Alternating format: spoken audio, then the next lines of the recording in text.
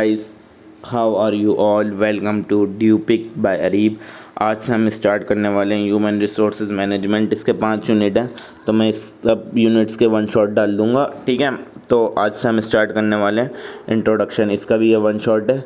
एक ही वीडियो में मैं आपको इम्पोर्टेंट पॉइंटर में पूरा चैप्टर समझाकर, पूरा यूनिट समझाकर इसको कंप्लीट करते हैं। तो सबसे पहले कॉन्सेप्ट और फंक्शंस पूछे जाते हैं कि ह्यूमन रिसोर्स मैनेजमेंट के होते क्या हैं। एचआरएम के अंदर क्या क्या आता है हमारा? Managing people with organisation to maximise employ performance, यानी कि जितने भी पीपल हमारी ऑर्गेनाइजेशन के अंदर काम कर रहे हैं उनको मैनेज करना और हर एम्प्लॉय की परफॉर्मेंस को मैक्सिमाइज़ करना। ठीक है, कि मतलब किस तरीके से इंसान अच्छा काम करे जो हमारे पास कर रहा है, और and achieve the organisational strategic objective, यानी कि एचआरएम के अंदर हमारा क्या क्या आता है? लोगों को मैनेज करना जो कि काम कर रहे हैं, और उनकी एफिशिएंसी को मैक्सिमाइज़ करना, उनकी परफॉर्मेंस को मैक्सिमाइज़ करना, और ताकि हमारे जो ऑर्गेनाइजेशन के ऑब्जेक्टिव्स हैं वो अचीव हो पाएँ।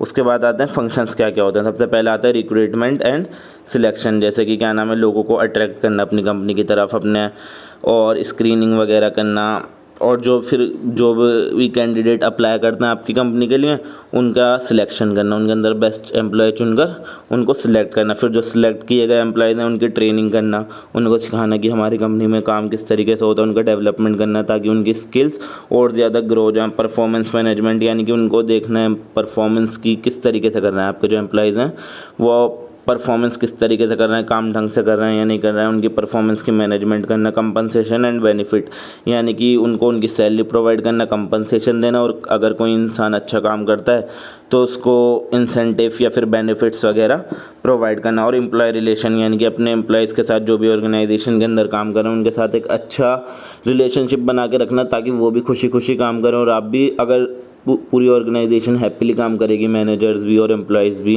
तो ऑर्गेनाइजेशन अपने ऑब्जेक्टिव को इजीली अचीव कर सकती है। उसके बाद है कंप्लायंस। ठीक है, यानी कि जितने भी लेबर लॉज और रेगुलेशन वगैरह हैं कंपनी एचआरएम उन सबको फॉलो करे, ये आता है कंप्लायंस के अंदर।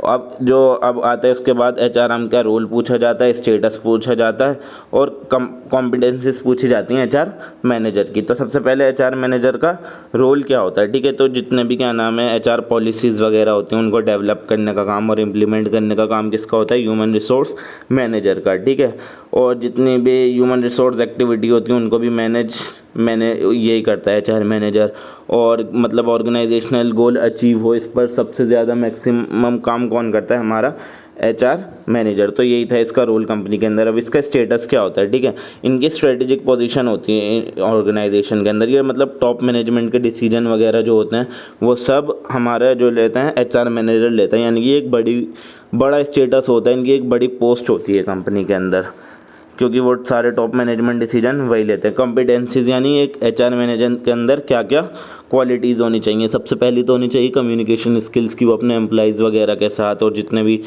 इन लोगों के साथ वो बात करता है उसकी कम्युनिकेशन स्किल्स अच्छी होनी चाहिए, वो वर्बली भी अच्छा बोलता हो, रिटर्न कम्युनिकेशन भी अच्छी करता हो। अगर उसका मतलब कम्युनिकेशन स्किल्स अच्छी नहीं है, स्टाइल अच्छा नहीं है, बोलने का तरीका ढंग सलीका नहीं है, तो जो उसके अंदर एम्प्लॉय काम कर रहे हैं वो भी उससे नाखुश रहेंगे। ठीक है, और डिसीजन मेकिंग एबिलिटीज़, यानी उसके अंदर एबिलिटी होनी चाहिए कि वो डिसीजन ले सके, क्योंकि इन सडन आपको, अगर आप एचआर मैनेजर हो कंपनी में किसी बड़ी पोस्ट के ऊपर, तो आपको फ़ौरन कुछ ना कुछ डिसीजन लेना पड़ता है। ठीक है, तो उसके अंदर ये एबिलिटी भी होना चाहिए कि वो इस ऐसे सिचुएशन के अंदर, इमरजेंसी सिचुएशन के अंदर भी अच्छे डिसीजन ले सके। और लीडरशिप क्वालिटीज़, जाहिर सी बात अगर वो टॉप मैनेजमेंट में है तो उसके अंदर लीडरशिप की क्वालिटीज़ होनी चाहिए, क्योंकि वो बहुत सारे लोगों को मैनेज कर रहा है। मैनेज करना आसान काम नहीं होता, अगर आपके अंदर लीडरशिप क्वालिटीज़ हैं तभी आप लोगों को आसानी से मैनेज कर सकते हो। ठीक है, लीड करना अपने क्या नाम है टीम मेंबर्स को और उनको मोटिवेट करना, ये भी इसकी एक कॉम्पिटेंसीज होती हैं एचआर मैनेजर की। उसके बाद आती है HR knowledge, technical HR knowledge, जितने भी मतलब ह्यूमन रिसोर्सेज मैनेजमेंट से रिलेटेड लॉज हैं, प्रैक्टिसेस हैं, रेगुलेशंस हैं, उसको उन सब की अंडरस्टैंडिंग होनी चाहिए, उनको उन सब चीज़ों की क्या होनी चाहिए? समझ होनी चाहिए। और एथिकल जजमेंट, यानी कि वो एथिकली जजमेंट कर सके, यानी कि सारे एथिक्स मोरल वैल्यूज़ को ध्यान में रखकर काम करे। अब ये था इसके क्या नाम है रोल्स, स्टेटस और कॉम्पिटेंसीज की ह्यूमन रिसोर्स मैनेजर की आपकी होती क्या क्या। अब उसके बाद आती है ह्यूमन रिसोर्सेज पॉलिसीज़ क्या क्या होती हैं। डेफिनेशन आती है, ये फॉर्मल गाइडलाइंस होती हैं, यानी कि जितने भी फॉर्मल गाइडलाइंस और रूल्स वगैरह होते हैं जो बताते हैं हमें कि ह्यूमन रिसोर्सेज मैनेजर को किस तरीके से हैंडल करने है, यानी ह्यूमन रिसोर्स मैनेजमेंट से रिलेटेड कितने भी मैटर वगैरह जो होते हैं उनको हैंडल कैसे करना है, उसके लिए कुछ गाइडलाइंस होती हैं, उसके लिए कुछ रूल्स होते हैं। वही रूल्स और वही गाइडलाइंस क्या कहलाई जाती हैं, हमारी ह्यूमन रिसोर्सेज पॉलिसीज़। इसका पर्पस क्या होता है इसको बनाने का, ताकि हमारी फर्म के अंदर कंसिस्टेंसी रहे, फेयरनेस रहे, किसी के साथ बुरा बिहेवियर ना हो, मतलब सबको बराबर माना जाए और जितनी भी लीगल रिक्वायरमेंट है वो हमारी सारी फुलफिल हों, कंप्लीट हों।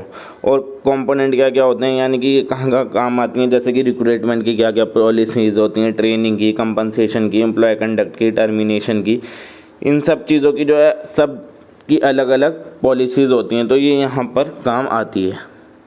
उसके बाद है एवोल्यूशन ऑफ एचआरएम, यानी कि ह्यूमन रिसोर्स मैनेजमेंट कैसे स्टार्ट हुई और मतलब अब आगे आगे कैसे बढ़ती रही। सबसे पहले तो ये अर्लियर 20th सेंचुरी में स्टार्ट हुई थी। Personal management focused on welfare and administrative task, तो जितने भी वेलफेयर और एडमिनिस्ट्रेटिव टास्क थे तो अर्ली 20th सेंचुरी में तो इसने उसी पर फोकस करा। फिर मिड 20th सेंचुरी शुरू हुई, इसके अंदर ह्यूमन रिलेशन से ऑर्गेनाइजेशनल बिहेवियर की तरफ इनका क्या आ गया, शिफ्ट आ गया।